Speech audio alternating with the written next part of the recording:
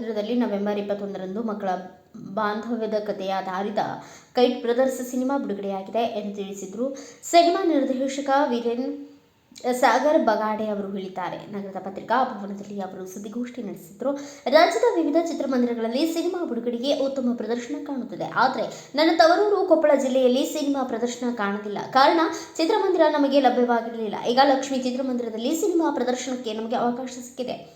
ಈ ಸಿನಿಮಾದಲ್ಲಿ ಹನುಮಂತ ಹಾಗೂ ಶ್ರೀರಾಮನ ಪಾತ್ರದಲ್ಲಿ ಸಮರ್ಥ ಆಶ್ರಯ ಪ್ರನಿಲ್ ನಾಡಗಿ ಅವರು ಬಾಲನಟರು ನಟಿಸಿದ್ದು ಹುಬ್ಬಳ್ಳಿ, ಧಾರವಾಡ ಸೇರಿದಂತೆ ಬೆಂಗಳೂರು ಸಾಬರಮತಿ ಆಶ್ರಮದಲ್ಲಿ ಸಿನಿಮಾ ಚಿತ್ರೀಕರಣ ನಡೆದಿದೆ. ಇಲ್ಲಿ ಇಬ್ಬರು ಬಾಲಕರು ತಮ್ಮ ಬಾಲ್ಯವನ್ನು ಹೇಗೆ ಕಳೆಯುತ್ತಾರೆ, ಅವರ ನಡುವೆ ಇರುವ ಬಾಂಧವ್ಯ ಹೇಗಿರುತ್ತದೆ ಎಂಬುದನ್ನು ಒಳಗೊಂಡಿರುತ್ತದೆ. ಇಲ್ಲಿ ಮಕ್ಕಳ ಶಿಕ್ಷಣ ಸೇರಿದಂತೆ ಇತರ ವಿಷಯ ಗಮನ ಸೆಳೆಯಲಾಗಿದೆ.